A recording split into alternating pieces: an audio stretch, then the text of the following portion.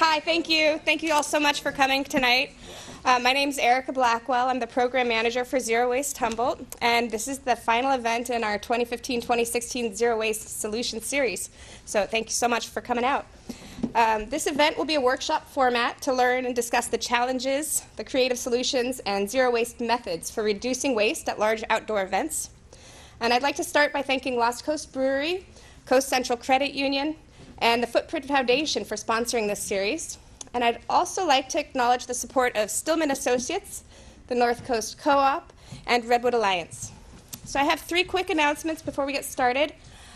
First, we are now recruiting for high school juniors and seniors from Northern Humboldt High Schools. We're looking at students from McKinleyville High, Arcata High, and NPA to work with us in a new Zero Waste High School Youth Leaders project. So contact me if you know any students who might be interested in participating in this program. We have a small grant to help take these students down to the Bay Area for the 2017 Zero Waste Youth Convergence. And then on Monday, October 10th, we will be hosting the U.S. Zero Waste Business Council Certification Training Course. So in this training, you'll learn the standards and the latest zero waste methodology. In fact, our speaker tonight helped to develop the Zero Waste Scorecard. So that's Mary Alice Peterson here. So, Zero Waste Humboldt has a small scholarship fund to encourage locals to become zero waste certified professionals. I have all the details about this in a sign-up sheet on the table up here up the front. If you'd like to contact me, you can give me a call or reach me at contact@zerowastehumboldt.org. Finally, I have a favor to ask. So when we had you sign in tonight, we asked if it was okay to share your email address with the other workshop attendees. The goal here is to keep you all connected and working together on developing local programs for zero waste events. And I'd also like to email you a short survey to ask a few questions about our events, get your feedback to help us in future for planning and bringing more of these zero waste solution series to Humboldt County. So I think that's everything I have to say. Now I'd like to welcome Maggie Gaynor, our Vice President of the Board, Zero Waste Humboldt. Thank you. Welcome, everybody. I'm really glad you're here. I'd like to first introduce our Board of Directors. So President Tracy Jordan French. Oh, there you are. Good, good. Treasurer Brett Watson. Where's Brett? Is Brett here? He's out. Oh. I'll go get him. Okay, good. There's Brett. Yay. Secretary Nancy Stevens. And plastics expert Dr. Julie Layshak. Is she out there too? Yeah. We currently have 2 openings for membership on our board of directors.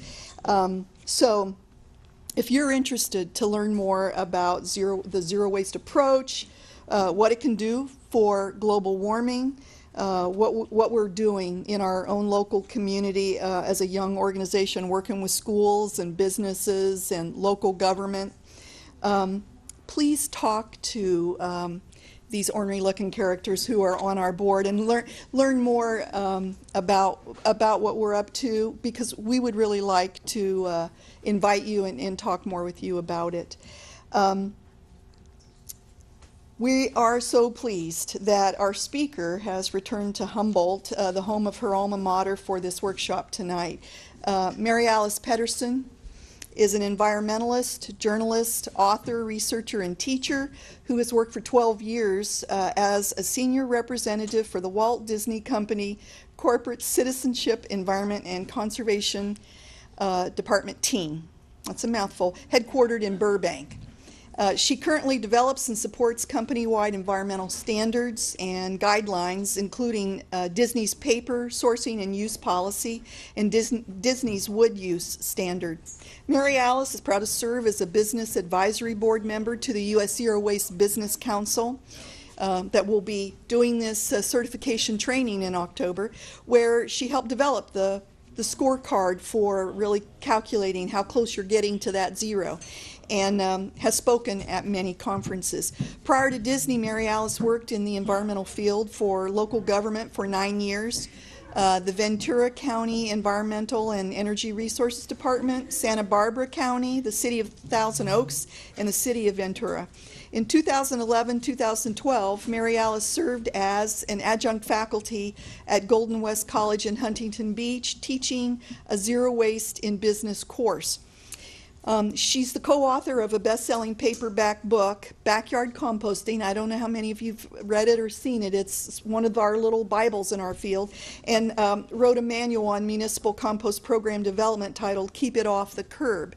Now, before you come and speak, I'm going to also introduce who will be later in the evening in just a little bit. Our local folks. Nancy Stevens is the marketing coordinator for Stillwater Sciences and was a senior grants and contracts analyst for Internews for 5 years. She's also a major festival producer and organizer. Nancy has a gets it done reputation, balanced with being so positive that it's really fun to work with her. She serves on the board of directors for the North Country Fair and Zero Waste Humboldt. She's currently in the throes of planning this year's Humboldt Folklife Society's annual festival in Blue Lake. She's learned the zero waste approach by doing it, just, what do you call it, feet to the fire, and furthered the North Country Fair as a successful zero waste model last year. She was fortunate last year to have a strong partner to lead the zero waste crew for the 2015 North Country Fair in Alec Howard. Alec is a resource aide in the City of Arcata's Environmental Services Department and has been a very effective zero waste activist and student leader at Humboldt State. He's a part of the team at HSU that is working on the university's climate action plan and writes a regular column for the Lumberjack about zero waste and serves on Zero Waste Humboldt's advisory board. Alec's attention to the details of measurement really helped the North Country Fair establish an accurate baseline for 2015 and see the waste reduction potential. So we've got a nice group. Mary Alice from far away, our expert from out of town, and then our local experts kind of localize her information.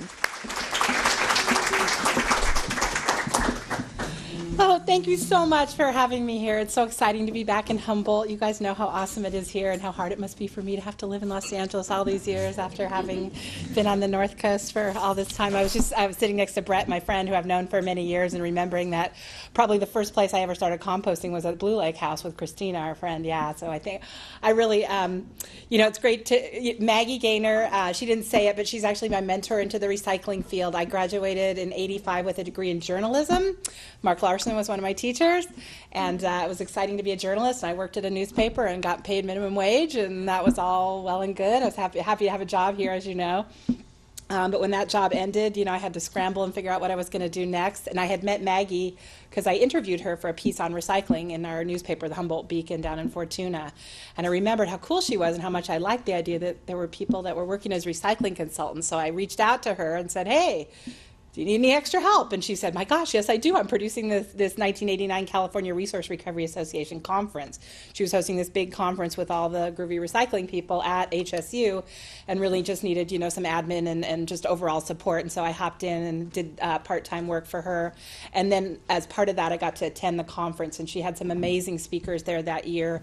Neil Seldman from the Institute for Local Self-Reliance, who's an amazing guy on the East Coast that talks a lot about keeping resources local and not exporting everything to China, that those resources represent, the mining and the trees and all of those resources from a community, and that the more you can figure out how to retain them locally, the better off everybody is. And then also Dennis Hayes, who had he had done the Earth Day in 1970, and then was trying to reinvigorate getting them going again in 1990. So he had a really cool inspirational talk. So I was it rocked my world, and I was sold that I maybe wanted to do something other than journalism. And now, if some of you are also maybe my age or older, remember like being an environmentalist or thinking that you would have it was more of an affliction. It wasn't considered like a good career aspiration. Like maybe you could volunteer for the Sierra Club or something. But my parents were sure I was going to starve on the corner doing that. And as luck would have it, the environmental field has continued to grow, and journalism, not so much, right, Mark? Sorry. So it was lucky. I took some risks and got into that early, and so I feel really fortunate that my life path, which started with Maggie and the CRA organization, led me to where I am today at Disney. And I just want to acknowledge all of you guys that, just even coming here and going, Maggie and I went out to breakfast at the Beachcomber, and I see they've got all the reusable mugs and the jars that you can buy, and it's like, oh my God, this is where I learned it, and these people really get it, and I feel like you guys are the leaders and who I learned from, and so I don't want to make it seem like I know all the answers, because I don't. I think I felt a lot of frustration over time that, are things moving fast enough ahead? Are we really making progress? The zero waste thing, I mean, it's so challenging. You guys know that not everything is recyclable or compostable, and that, industry is generating stuff that we're left to deal with that really isn't dealable with. And so it can be, hard to continue on. So it's good love that there's this organization here so that you guys can be together and share best practices and, commiserate at times, of course. But I like that over time, the perspective of looking back, realizing, wow, we may have made progress. So this is a Coachella music festival I attended in 2005. It was pretty heinous. By the end of the third day, there was about 3 feet of trash and recyclables surrounding the few receptacles, the trash-only receptacles at this event, about 20 yards around each one of them, and participants just had to wade through it. Good times. So, not proud of that one. So that was 2005. This is another example. This is a Glastonbury festival in UK, another joyous event that had insufficiently planned end of event cleanup, and those pictures kind of went viral around the world, and it was good, actually, because they ended up getting shamed into doing better. So now there's a photographer, Andy Hughes, who's trying to document the tension between the seductive depiction of objects' color and sculptural forms with the underlying narrative of environmental degradation. So the good part is that the festival organizers and attendees are all committed to doing better, and they now have a great, zero waste plan, and their slogan, "Love the farm, leave no trace." So, so this is what I'm trying to say is, like, I feel like, we're moving in the right direction. We've got people like you talking about it, because the worst part about this era was that people weren't even there was a very small amount of people that were saying, is this the best we can do, and shouldn't we be doing better? So the idea that you guys are all here and all producing all these different festivals and wanting to, pursue solutions, and the fact that that's also happening within my company, and that we do events all over the world, and even Los Angeles, that I know is not considered a pillar of environmental sustainability, but it is happening, and we are doing better than we used to. So I'll let you ponder one of my favorite Walt Disney quotes, as we think, do we have all the answers right now? We do not. As I said before, we know that there's things being generated that end up at our events that we didn't have a lot of control over, and don't have the ability to recycle or compost, or especially in Humboldt, I know being remote away from markets can be really, really challenging. So I hope that it's been actually some years since I've been actually in the trenches, like sorting recyclables and compost at an event, but I am proud that I was part of the ESPN X Games team back in 2005 that greened the Summer X Games, and then subsequently the Winter X Games that are held in Aspen, Colorado. So we think we had some kind of early innovative practices that we now see spreading to other events, which is really exciting. And the X Games, the kids are there to see guys going upside down on motorcycles. They're not there, because they're environmental tree huggers and want to know more about all that. So I love that you guys are from different festivals where the focus isn't the environmental only, and that you're trying to educate people that that's not their primary purview and what they're there for. So getting that out there into those audiences is super important. And so hopefully together, by us, having this workshop and you guys continuing to collaborate, and I can start, being more in touch with Maggie via email, and we can be sharing resources and things that work, and also, commiserating sometimes, just getting together and being like, it's hard, like I said, and like too. So there's a lot of UK orgs now that actually do the post-event sorting and helping, at the end of the events, Team 777 and Monster Waste Crew. But as you know, it's always better to get people to do the work to help the participants help you set up the system so that they can sort properly, so that you're not having to have the expense of hiring a crew and spending a lot of time after the event and dealing with, the goopy sorting of, compostables that are mixed with recyclables and all that. It's always nice. So that is my son when he was like 7 or 8 years old at an early X Games in like 2006. And that was our three-way discard stations that we set up: the compost, the recycling, and the trash. And we kind of think it was probably one of the first events where you saw a compost bin, and we knew that was going to be one of the main things people were generating was food scraps. And so we actually had volunteers standing at those bins and helping people sort properly. And then we made it a game. We gave them these little paper pogs almost, and they were called Get Caught Recycling. And you could then take those and redeem them at this trash recycling store that my friend Eric Ritz, that runs a nonprofit, Global Inheritance, hopefully maybe some of you have heard of. They do amazing work at all kinds of events now. But we made it so it was fun. It was fun for the event organizers to set up this really innovative program. We made it fun for the participants and the kids. They were winning. Global Inheritance is a nonprofit, so they would get donations from companies that wanted to reach youth markets, DC shoes and guitars and music and all that fun stuff that kids really wanted. And so they were really motivated to earn those Get Caught Recycling chips, and they would bring bags of their recyclables into the booth, and we would redeem them. The one problem happened when a bunch of kids worked all day. We saw them all day. They were jamming, trying to get all the recyclables, and they brought them all in, and they got a pair of shoes, this really coveted, wonderful pair of expensive athletic shoes. And then we saw the three of them standing there realizing there's only one pair of shoes and three of them. Work this out. We're like, okay, the one that gets it should have your parent give that amount of money to the other two kids. So maybe I don't know what they ended up doing, but they were definitely motivated, and we got a lot of kids to do it. So I know you guys are having Maggie and all these experienced people in your group know the hierarchy really well, reduce, reuse, recycle, and then the food recovery hierarchy, which I also love and love using at Disney, that, first reduce it, then feed people, then feed animals, then industrial uses, then compost, then landfill at last, and hopefully none left at that point. I had a challenge finding a graphic that didn't have burning, incineration, waste to energy above landfilling. And that's a super controversial topic that we won't have time to get into tonight, but that's somewhere where I'm trying to, draw the line within my company, and then also the U.S. Zero Waste Business Council is really trying to keep the term zero waste pure and make it mean that you didn't just send all your stuff to be burned and make energy, and say we had zero waste to landfill, that's not really good enough. We really mean zero waste and trying to get at least 90% or more diversion. And I think you probably all are familiar with that too. So reduce, the first principle that, how you can prevent the waste. And so that's, thinking systems, and I see how great you guys were at organizing this event and getting all the reusables here so that you're not even making the waste, or just, working with vendors to say things like, that you're not going to give out bunches of crap that last for 5 minutes and end up in landfills, that you either don't allow people to give out things, or you make sure that they have certain attributes so that they aren't ending up in the trash. And all kinds of other, the reduction part is the pre-planning, the ways that you can, put out a vendor guide or something that tells people what you're expecting of them and expecting them not to do.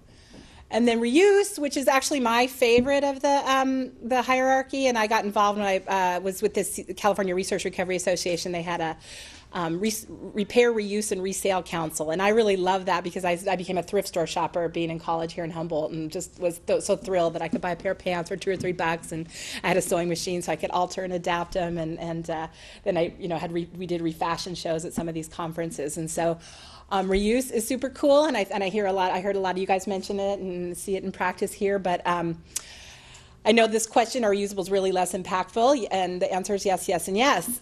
We actually at Disney I helped develop our food service disposable standard in 2008, and we had a really smart scientist on our Imagineering team do research to figure out, actually do some life cycle analysis, which is the formal scientific way that you try to, analyze what is this one choice's impacts in terms of waste and water and energy. And he determined that reusables were better. And then there's also a Department of Environmental Quality in Oregon has also put out a similar life cycle analysis that has the same results. And I think it's hard for people to understand, and it was especially hard this last summer in LA when we were dealing with drought conditions, because people were thinking, oh, we should use disposables, and then we're not wasting water washing our dishes. But what people forget, or maybe didn't know, is that it takes a lot of water to produce disposables in a factory somewhere else. So even though you're not using them, yourself, that there's still water impacts. And so the answer is, even when you account for the breaking of reusables, and hopefully you know that there's non-breakable reusables or not that much breakage, but even when you account for the washing, the energy to dry the dishes, it's still a lower impact than disposables. So we're on the right track if we're using reusables.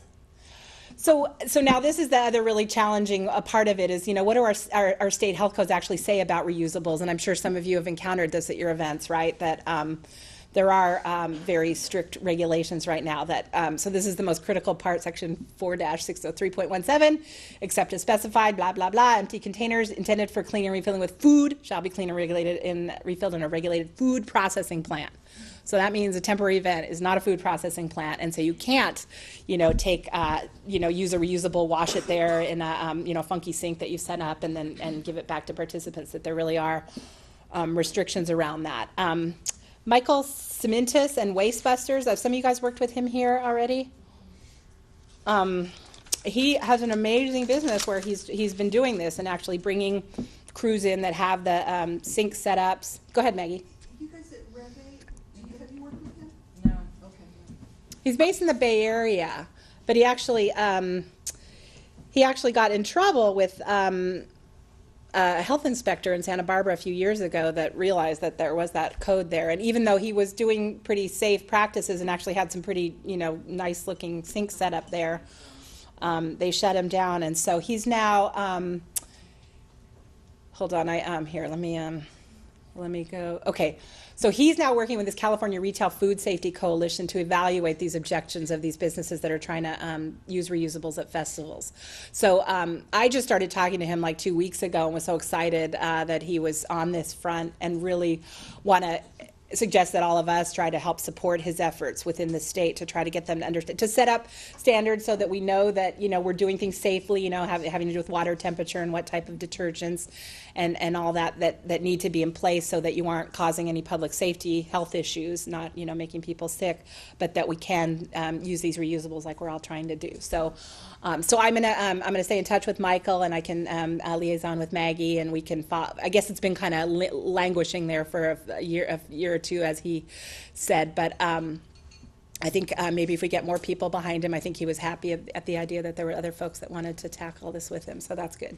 So I'll go back now. So this was a program when we were trying to overcome this at Disney and really wanted to see reusable to-go containers at our commissaries in Burbank. And we were working with Sodexo, the big food service provider, and I had a really great colleague, Tracy Riddle, who was really passionate about this stuff too, and she was willing to figure it all out. So so what they did was they have a reusable to-go container, and you bought it for $9, and it was your container. But when you were done with it, you could wash it or not wash it, but you always had to return it to the commissary, and they would give you back a clean one that had been washed in their washing facilities that are all the official food service facility. And so it was all cool with the state regulators. And I think it worked pretty well. I think we got a few people to do it. We were also trying to encourage people, like, plan 10 minutes of your day so that you can sit down and eat your lunch. The whole, I gotta hurry and go and run back to my office because my work is so important. Like, one of the beautiful, wonderful things about life is eating a nice meal, and just even for a few minutes so that you could stay and have it for here instead of to go, or people that would unfortunately get to-go containers even if they weren't leaving, and they would be sitting there in the commissary using the to-goes, and so raising that awareness within the company. Unfortunately, Sodexo is not our food service operator, although we have another great one, Bon Appetit, that's really active in like food donations and good sourcing practices and stuff. So hopefully we can reinvigorate this particular program because I really like it. And then my ultimate dream, as something that I wanted to see happen and that I may hopefully be able to get to try at the City of Burbank, is the idea of getting a container like this that would be suitable for several different restaurants, and getting some initial, pilot restaurants to agree that, okay, yeah, that container will work for what we're serving, and that you would buy maybe a set of 3 of them, and they would nest together so you could have them, in your car, and they wouldn't take up a lot of room, and you would do the same thing where you would turn them back, and you'd maybe have an RFID chip on it, something to track it, so you'd have something on your keychain that would, when you checked out, it would say you've got 2, in your possession, and you've turned 1 in, kind of thing, and so you'd be able to keep track among several participating restaurants of these to-go containers that would always be being washed in their facility. But I know that's not quite applicable to events where you're at a temporary venue and wouldn't have that. But I still really want to push this whole reusables thing. So I'm glad to hear some of you guys are on board with that. So that's compost. Yeah, we know that. and I know you guys are really good at it. Like I said, Humboldt is where I learned to compost. So compostable foodware, and I heard several of you bring this up. Is it our end-all solution, or is it just a panacea? This was our 2006 Winter X Games, and we do think we were one of the first big events that utilized the compostable foodware from Eco Products in Boulder. I think we got a lot of this stuff from, and those are spudware utensils. And we had the signage on the tables to teach people, and then we had the three-way sorting stations, and we did have to stay on there for the first couple of events and really educate people, and these athletes that were, had lots of other things on their minds of how to sort. But now it's a really, I think people at the X Games are very proud of having such a green event, and we've got some great targets that we were able to meet around their diversion. And I'm very proud. But as you know, the compostables, it costs money to transport them somewhere, and then there's not usually money that returns. You do get the compost, the finished product, the nice soil, which is a great benefit, but it's not, you're still using a product. And then also, I'm sure you're aware that there's composting facilities that don't always want the compostable foodware, that it may not break down fast enough in their processes. So we've actually run into some issues. We had a really great composter in LA, Community Recycling, and they just sold out to Recology, which is a San Francisco-based company. And they've been a lot stricter about contamination with us, and we've had a bunch of our loads of compost rejected because there were contaminants. Community Recycling didn't care. They literally, if you went to their facility in Lamont near Bakersfield, you would see their windrows of compost, and there would be like plastic trash in it. You'd be like, what the hell are you guys doing? That looks disgusting. But they would just let everything compost, let it all break down, and when it was done, they would run it through this air sorter, and the air sorter would blow all the plastics off, and they would be fit. And when they were done, they had this beautiful finished product.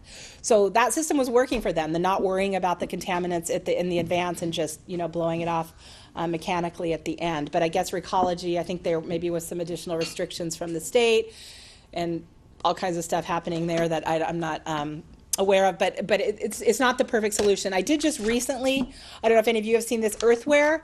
It was a vendor that's making the other issue with compostables is that the people that are worried about ocean pollution and marine pollution feel that the compostables are not breaking down in marine environments, like in water and salt water and stuff. It doesn't decompose like it would in that you have to have the heat and the pressure of a decent sized compost pile to actually get those things to break down.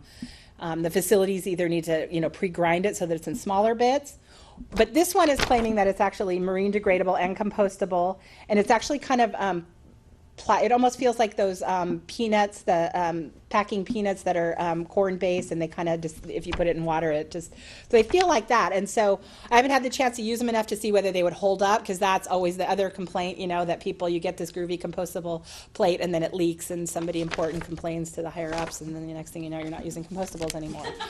So, like I said, it's not easy. But, and you guys, I think, know about the Biodegradable Packaging Institute, BPI, Biodegradable Products Institute, that they evaluate products that are making claims of being biodegradable or compostable, and then they put their logo on it if it does meet certain criteria and breaks down in certain time frames.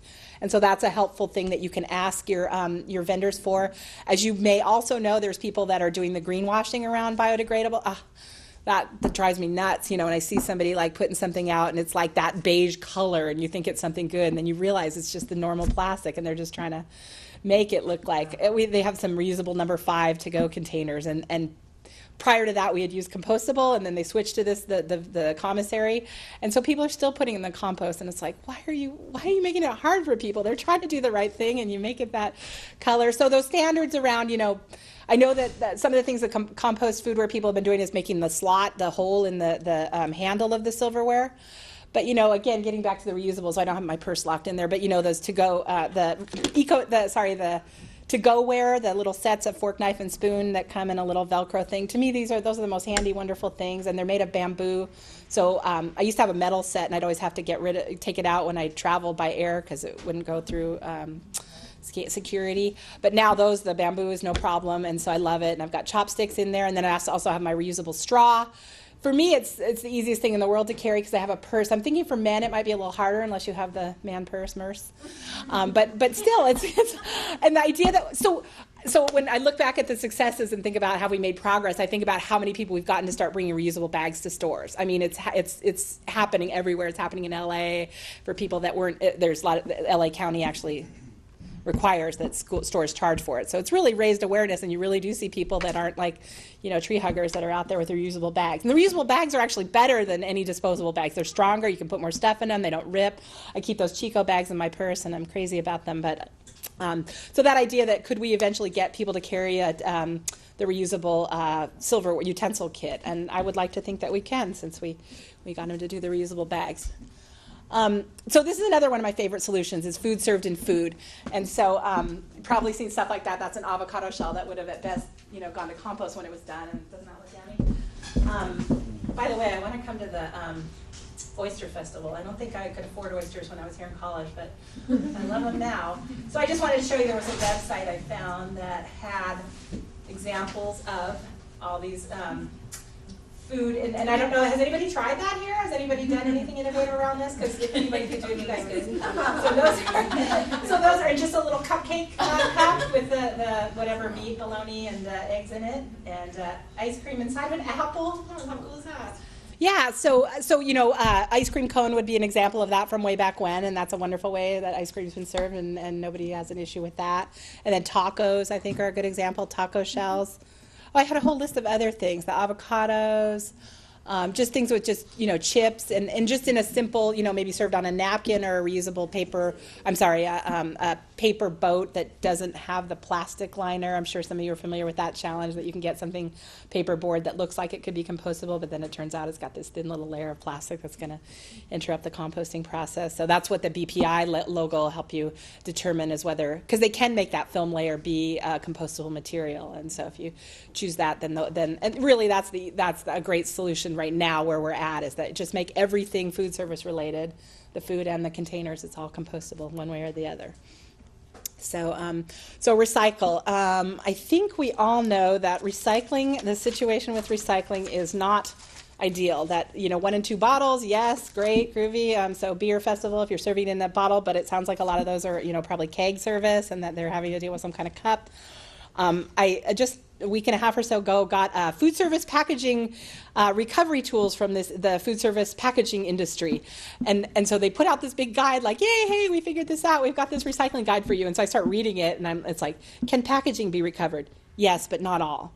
Can cups be recycled? Yes, but not widely. Can polystyrene be recycled? Yes, in a growing number of communities. I'm like, come on, you guys. You're basically admitting that you do not have it figured out, and yet you put out this huge guide like you had the solution. So those are the kind of things where you kind of hit your head and wonder, are we making progress? And that the 3 through 7s, that there either aren't any markets for them, or if there are, they're not going to give you any money for it, and then you're paying to transport those items to recycle them, and it's costing your event money. And there's not really the return other than the good feeling of keeping them out of landfill. So I'm not, and so I'm glad that you guys are all, it sounds like you all are thinking up higher in the hierarchy and not trying to figure out or waiting for some inventor to figure out the most ideal recyclable event container.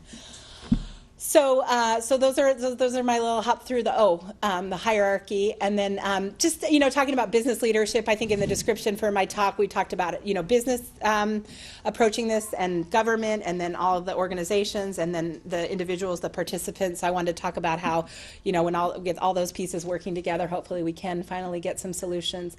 So now I'll share some stuff from Disney. I'm really proud of our company for issuing these environmental stewardship goals and targets. And when a company, a lot of companies will come out and say, oh, we're doing this or that, but when you set these targets that are publicly visible and commit to them, you don't want to BS about this. You want to really mean that you're going to do it. And when we do it, we make sure that we can do it before we set any of these publicly. We check out, with our business units and ensure that it's possible, because I don't think we ever want to have a target that can't be met, or just issue something that's so vague and broad and general that it's not going to really be implementable or trackable. So there's our zero waste goal, but we're having to set benchmarks over time. So by 2020, we're trying to achieve 60% waste averted from landfills and incineration. And so it's very exciting that we are doing that. Very proud to see us working in that direction. So this is our waste management hierarchy that I had the opportunity to create, working on the principles of the Zero Waste International Alliance and the U.S. Zero Waste Business Council, and even the U.S. EPA, to make sure we've got those more preferable items higher up in the hierarchy. And that we did actually rank the energy recovery higher than landfill But there's a lot of talk, discussion about that. People in the company know that sending everything to waste energy is not what we want them to do, that's going to be something that you're trying to do to as little of the total as possible. So I'm glad that we're going the right direction on that stuff. And then, as I said, setting the targets and being transparent. So this is from our corporate citizenship report that's available online and explains our target and explains how we're doing that. Right now, there is still some incineration happening. One of the challenges for us is our cruise lines that they may still be on board. They have incineration that isn't doing energy recovery. So right now, we're still letting them count that toward the target, but eventually we know we're going to move away from that. So that's exciting. This is Maggie wanted me to talk a little bit about reporting. So we had a reporting tool. When I first started the company, I was doing all the tracking of our waste and recycling, and I just used a FileMaker Pro file, and then sometimes I would export it into Excel to do some analysis on it. But it was really pretty simple. FileMaker Pro was a commercially available. I think it's maybe not as. It's still available. It's still in use. This was a much more sophisticated tool that was created in around 2008 with our assessments team leading it, and so we hired a consultancy to do it, and it did cost us money. So I know that's not a solution for some of the smaller groups. Environ was the consultant, and so that's how we categorize stuff when we're reporting. So now I want to talk about our X Games again and the efforts they've made. The next X Games is going to be in Austin in June 2016, and just coincidentally, the U.S. Zero Waste Business Council is holding their conference in Austin that same week. So we're going to be able to tour their operations, and for our zero waste business members to see all the great things the X Games doing. So we're excited about that synergy, and if anybody thinks they can make it to Austin in June, I encourage you to come because we have a good time. So vendor requirements and guides. So this was an early sponsor and exhibitor best practices, and it goes over all the things. I know you guys. I started to compile a list of guides, and I'm like, oh God, you guys can find them, and I imagine you may all have something like that for your events or know where to find them. Although, Maggie, I don't know how much online resources you have, or whether you're trying to amass that kind of stuff. So I can help, send what I have, and then anybody else that has others that are emulatable, we could share those. Yeah. How do the vendors respond? Anybody says no, we're not coming? Yeah, good question. Not to the extent that they had to, and it's not perfect. I mean, Jeep is one of their sponsors, but and it does help if you help the vendor source the greener stuff that you want. If you either, and I know some events have done this where you just centrally source the whatever to-go product or whatever food service where you want people to use, you do it and then figure out some way to do chargebacks for them so that they're not having to go out and source it. Or you can, as time goes on and more people become sophisticated in this, you can just say, must have BPI certified compostable foodware and let them find it, and then do the follow-up to make sure that they did do it. But it's a push-pull. It's an ongoing effort, and working with them. One of the things is around the giveaway items, as I mentioned. Not wanting to have those ending up quickly in the trash. And the X Games does things like forbid stickers, because not so much because of the zero waste, but because kids would stick them all over the venue, and it would cost a lot of money to scrape them back off at the end. So anyway, so this is Global Inheritance, and they're a nonprofit, as I mentioned. And so the beauty of them is that businesses that want to reach kids will donate stuff. So that's one of their trash recycling stores that they set up at an event. I think that's not the X Games, it's another event. But Eric is all about getting kids to talk to kids. And I in my early years at Disney, I was allowed to stand at the booth for a little amount of time, but he pretty much hinted that I was already too old and he didn't want kids having to talk to somebody that felt like their mom. So I'm not allowed behind the booth anymore. But that idea that the kids are engaging, and they've got all this cool merch back there that everybody wants. He's done a great thing at Coachella where they do a 10-for-1 exchange. If you collect 10 empty water bottles and bring them in, he'll give you one full water bottle, which is really valuable when it's 100 degrees out. And so people do that. You do not see that trash all over the venue anymore. And then he also does this really cool project where he'll get artists, both famous and up and coming, to paint these recycling bins. And those aren't even examples of the most creative one. He has just insane. He's had Hunter Thompson do one before he died where he basically shot it with a bullet and painted around it and signed his name. Was all he did, but it was pretty awesome to see a Hunter Thompson signature out there at this event. And so he'll have those in use at the venue, so it's pretty apparent to all the participants that there are recycling bins there and that they're not meant to trash them. And then he has a fun thing, that T-Rex is that thing is huge, overhead, and you can throw your bottles in it, and I think they pick up ones that miss, but It's a cool recycled art, and of course made out of recycled material. So it's pretty evident if you ever attend a Coachella Music Festival now that we mean to make less waste. I don't think they've set a zero waste goal, but they're definitely on the path. And Eric does all kinds of other stuff. He has this thing called Energy Factory where he's created like machines for people to, he's got like things like you can pedal a bike to make a blender operate, but also like a whole bunch of them all connected so that you need to get 10 friends together to be, there's one that looks like a hamster wheel. 5 minutes? Oh my gosh, okay. There's so much, but really youth engaged, really youth facing, and so the more figure out what's interesting to your participants. Reggae on the River. I don't know yet what, but something reggae related, or when you have your event, the performers actually coming out and stating. I know the Wavy Gravy Festival. Wavy Gravy gets out there and talks to people about what they want done there.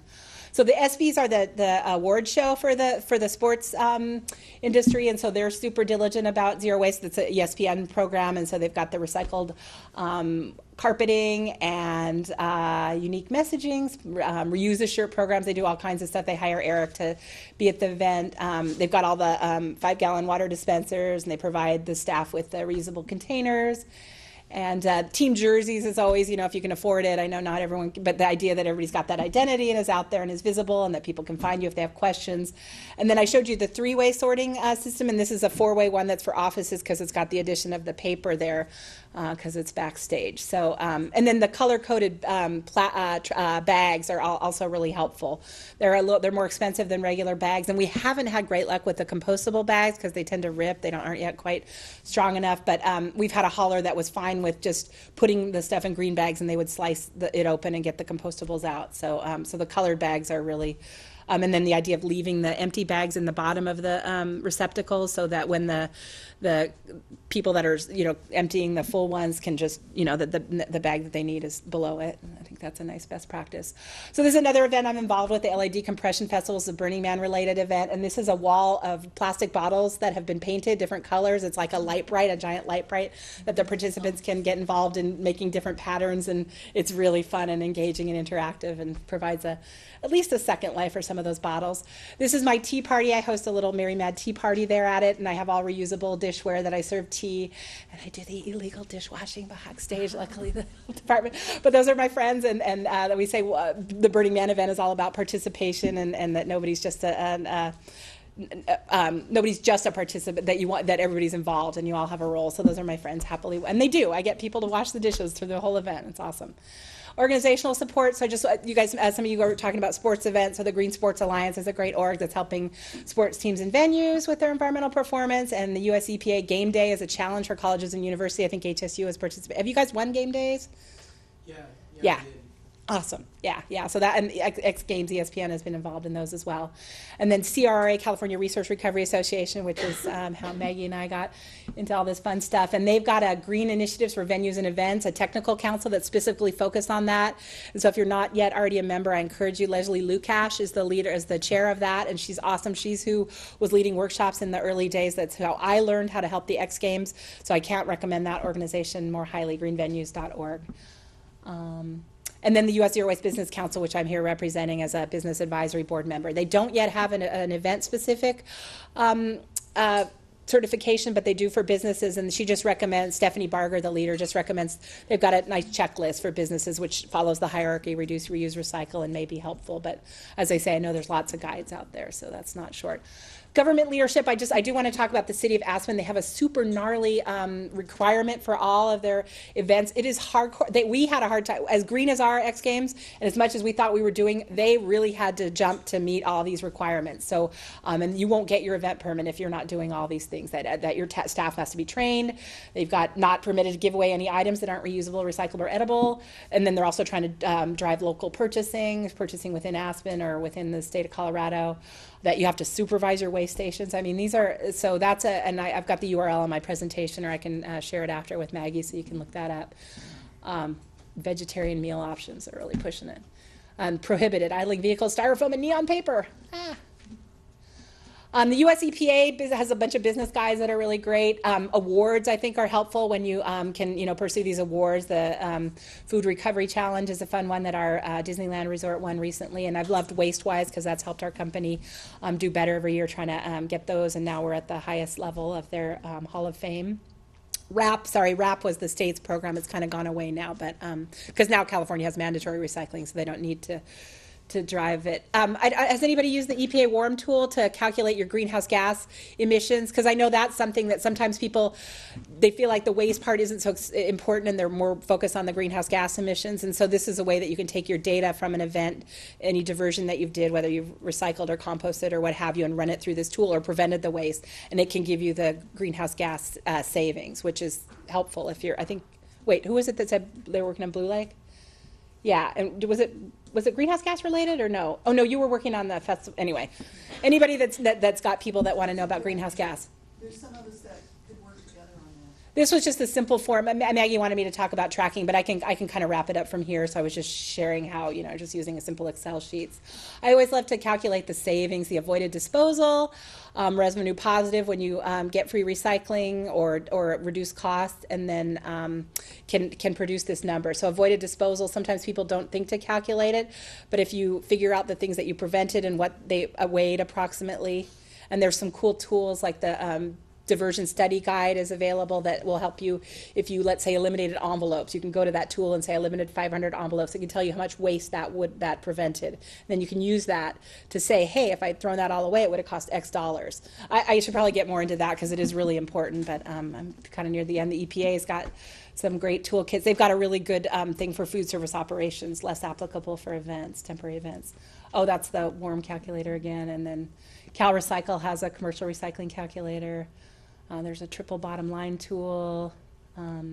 Oh, that one might be Outdoor Industry Eco Index. That one may be of help to some of you that are working there. The Environmental Paper Network Calculator, a great organization that's got a really well-vetted tool. If you've avoided paper use, they can help you generate those savings. Why it's so important to pay attention, that serious detailed attention initially when you're trying to reduce waste to all this measurement. Yep. And tracking and Yep. all this stuff that she's shown you is because there's no way for you to know if you're progressing toward that zero from year to year to year unless you have an accurate baseline. And then you just get into what we call green hat talk. It's and so you may have really radically increased how much the tonnage from your recycling, but if you've also increased the tonnage of how much waste has been generated in the first place, so this kind of attention to the detail of getting a good baseline that you can track from year to year to year, just a year or two of that kind of close attention, then it's easier after that. Yep. Another good thing, if I can add, was let's say you eliminate single-use water bottles. Excuse me. So yay. You prevented the waste, but guess what? Now you have lower recycling numbers because you're not getting all those bottles into the recycling bin. So you need to have a way to show, hey, if we had generated all those water bottles, it would have been X numbers of dumpsters, and thus we avoided this many dollars that would have cost to dump those dumpsters. So Maggie was instrumental. Maggie, you've been involved, I think, for 2012. 2012 was the first year. And I guess I would say, too, this is how, in case you didn't know this already, contact at zerowastehumboldt.org is the way if you have questions about anything. So 2012 was the first year. So as far as that baseline conversation, I got a hold of the trash weight from 2011. So that was our baseline. So as we go through, you can see like our diversion rate. We're using it from that 2011 before we got involved. So we know what the original trash was. And of course, we don't know. That might have been the year that it rained, so the trash was really heavy, or something like that. But in 2014, the Zero Waste Board, you guys want to wave again back there, signed the Zero Waste policy. And with that was one of the reasons I really wanted to get involved, is to learn for festivals what it means to be zero waste, and with a board that's committed to that. So knowing that every year we're just going to continue to try and figure things out and make them better and better. And that's actually why I put this language up here, is just to get an idea of what a zero waste policy language might look like. again, we can send this out to anyone who wants to look at it. Doesn't mean it's perfect, but I think it's one of those things where it's somewhere to start.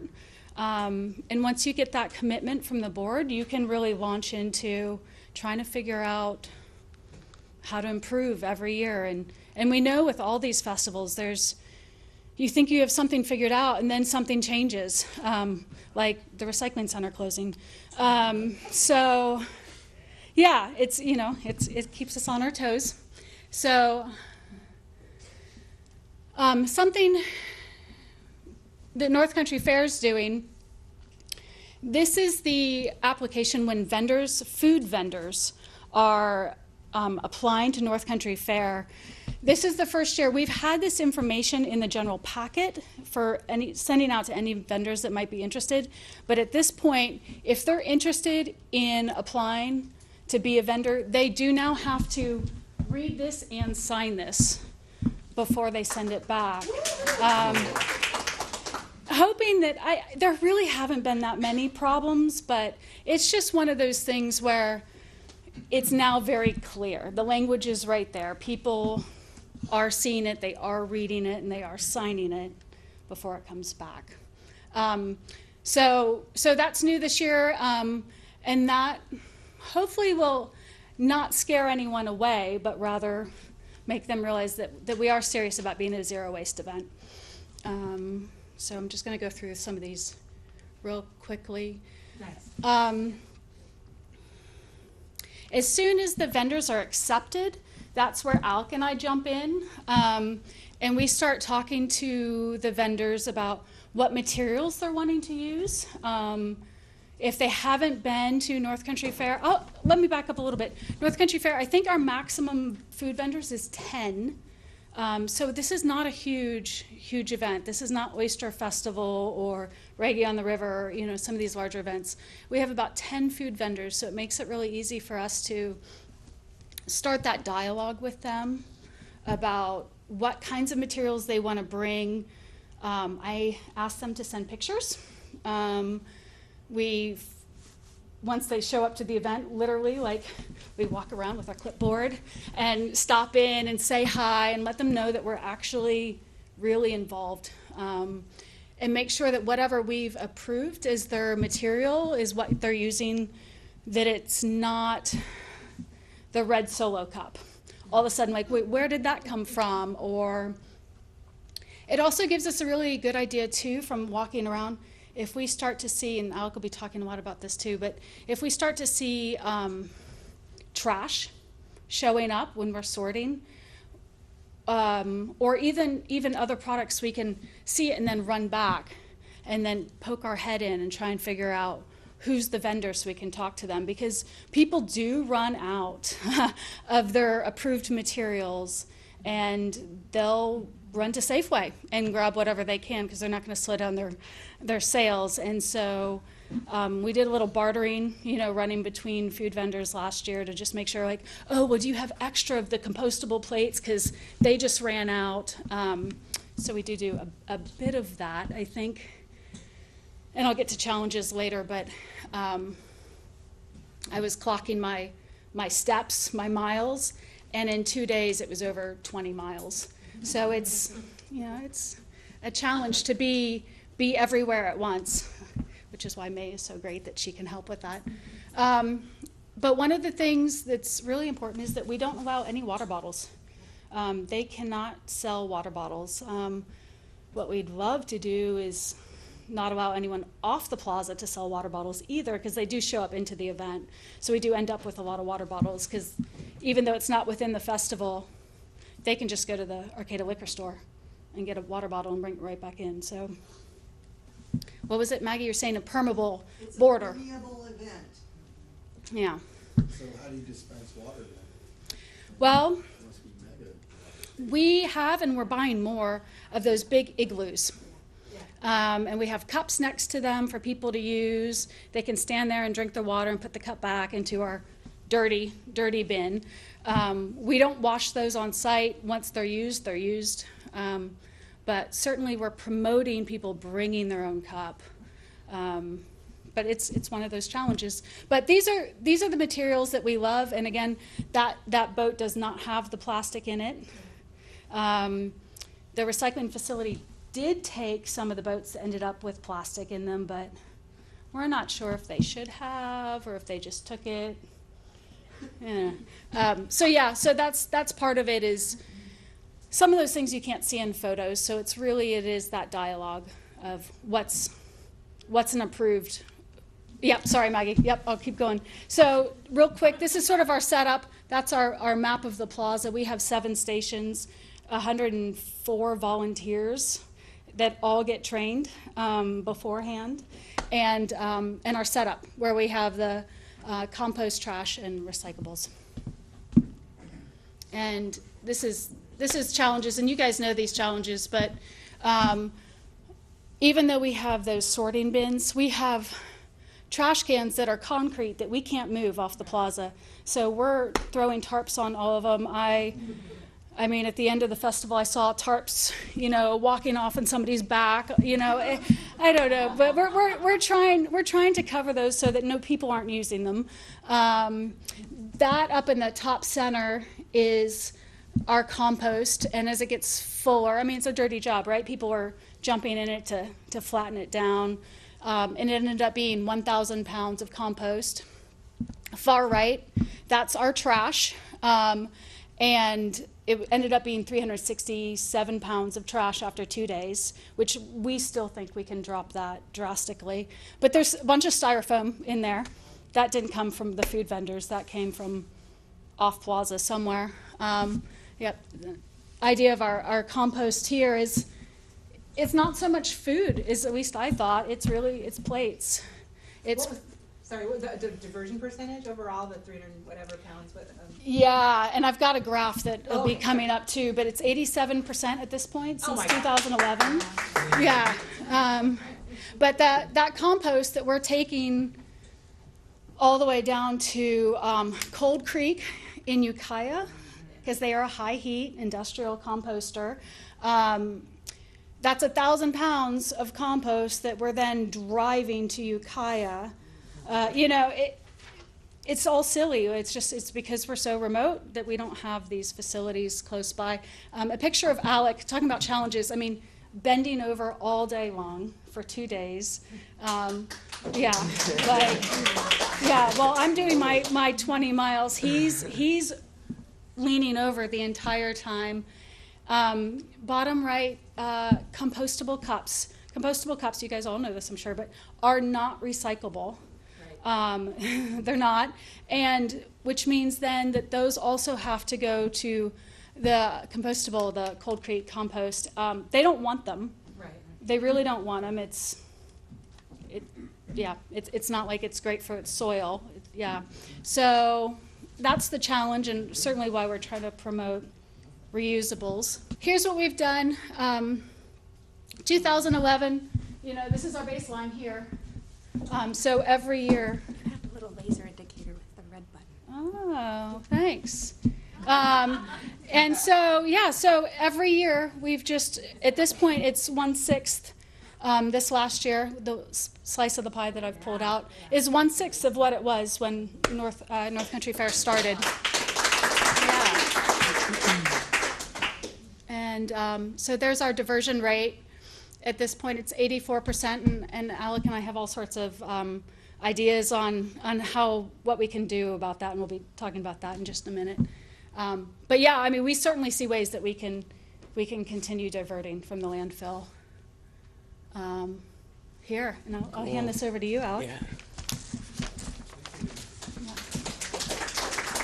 So I pulled our notes from the North Country Fair event and just highlighted some things and wanted to share just sort of the main takeaways I had. So just from working this as kind of the first event, the most important thing was that there was this zero waste policy and this zero waste goal that allowed us to work with the vendors early, and that's one of our next goals for the next North Country Fair. We really understood this waste stream. You saw it. We had sorted this, just hyper sorted. So we had 2 levels of sorting. We had the people on the plaza sorting the recycling compost, and then landfill, and then I was basically hyper sorting it. I had as many buckets as I needed, and this allowed us to really look at, okay, where these materials come from. And Can I jump in right there? Yeah. And because I didn't realize it, because I was running around the front, how many straws made it in?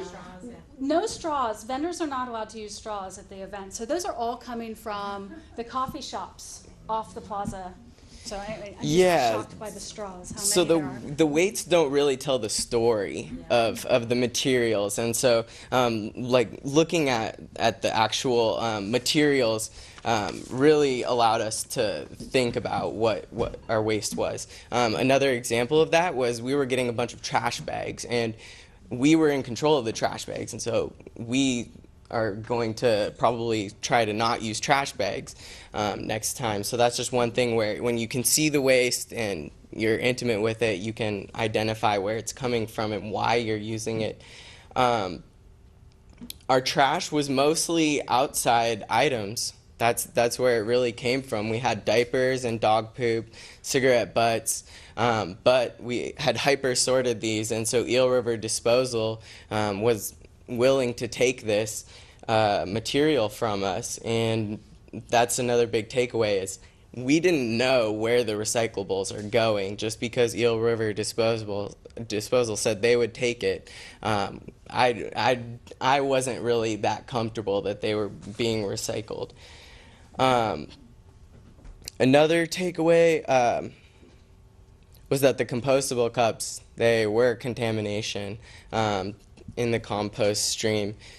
So those didn't really have a place to go. Lastly, I would say that we're ready to take the step to reusables. We just looked at all of the materials, and you know, we know what they are and where they come from. And you know, the next step after understanding that everything's essentially recyclable and compostable is going to reusables. And the landfill diversion rate, it could have been less. I think we had missed some of the trash coming in from overnight, and so our landfill numbers were probably above 90% if the recyclable materials got recycled. But that to me indicated, okay, now we have basically a recyclable waste stream. The next logical progression is going to reusables. And to actually be a zero waste festival, we would have to go to reusables, and then we need community buy-in because this is a permeable event. The trash that we were sorting and managing was not ours. So having control over your own waste stream. So name it. It was from the businesses around the plaza. Yeah. Takeout and, you know, single use. So Coffee cups. the main one was, I have them here, I hope none of them are here, but it was Jitterbean, Brio Cafe, Ultimate Yogurt, and the Co-op. So we'll probably want to talk to them. But yeah, so my biggest thing is I think after understanding everything's essentially recyclable or compostable besides the poop and the cigarette butts and the styrofoam. Poop is compostable. Oh well. Yeah. There were diapers. There were actually diapers. Yeah. But.